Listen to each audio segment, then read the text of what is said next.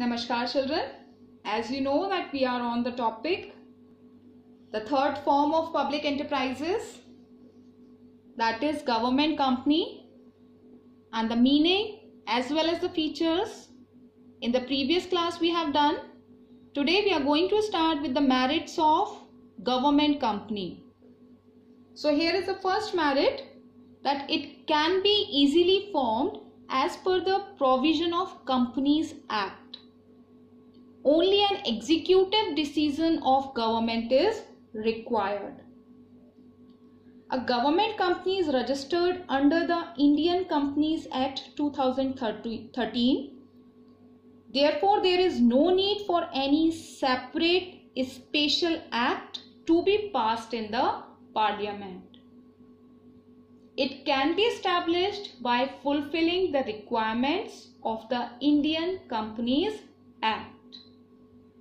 Okay, so there is no separate legislation of the Parliament for its formation.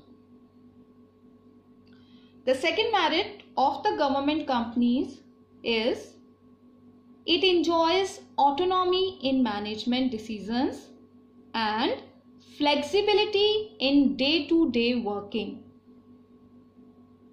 A government company functions according to business prudence and enjoys autonomy, or we can say the independence in managing business operations.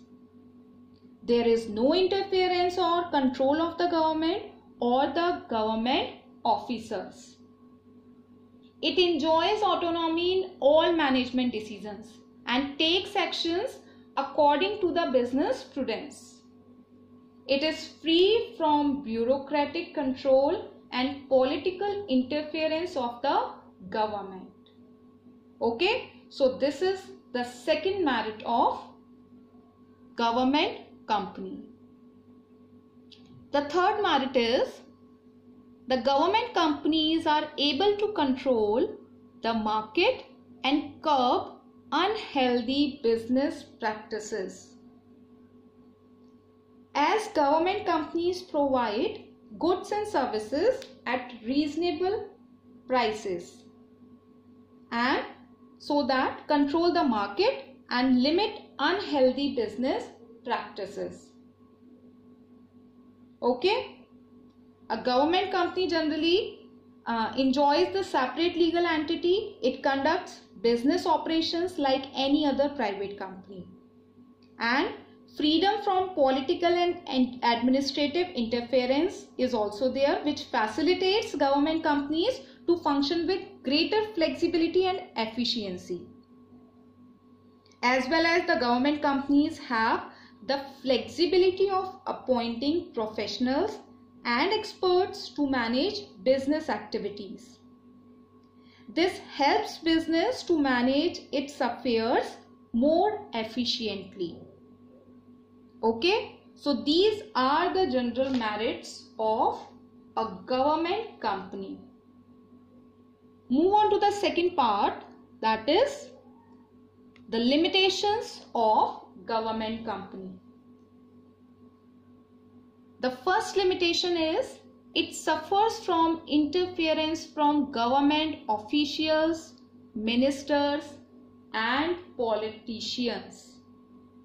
Means the freedom is there only in name. As government is the majority shareholder, 51% shareholding is there in the hands of the government, so it exercises control over the affairs of the company, and provisions of the Companies Act does not have much relevance. Okay, the government being the major shareholder exercises control over the management, and this restricts the company to enjoy special features of a registered company. Fine, so provisions of the Companies Act are irrelevant. Move on to the second limitation, which is it evades constitutional responsibility which a company financed by the government should have, as it is not directly answerable to Parliament. As a company is financed by the government, it should be accountable to the government.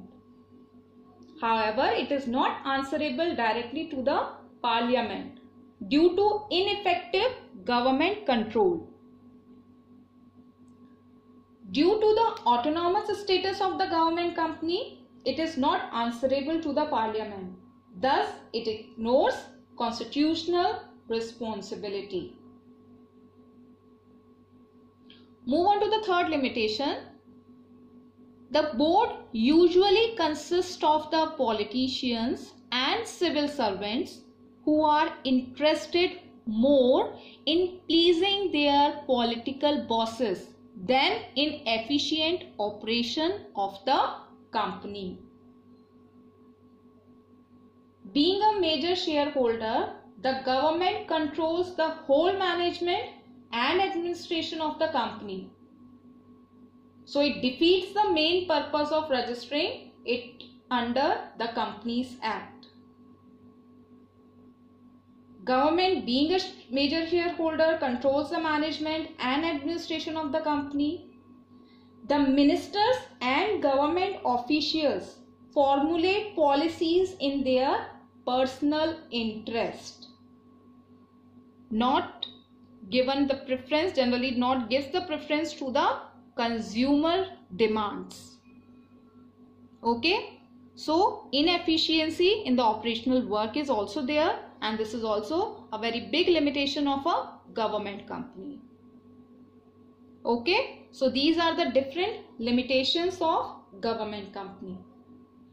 Now we see that in which kind of conditions government company is suitable. If we talk about the suitability, the first point is where the private sector is also needed along with the government. Okay. So government company is more suitable for organizing a public sector enterprises in this case. Okay. When you will have to compete with the private sector, at the same time the private sector should be there with the government sector side by side. The second suitability is where activities related to finance are to be encouraged.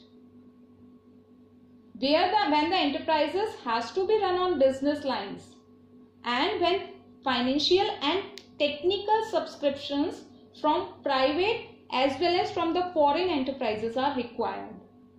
So in these kind of conditions, the government company is most suitable form of organization. Okay, so this is the third part, the third form of the public sector enterprises. So we have done 3 of the parts: departmental undertaking, statutory corporation and government company. Fine.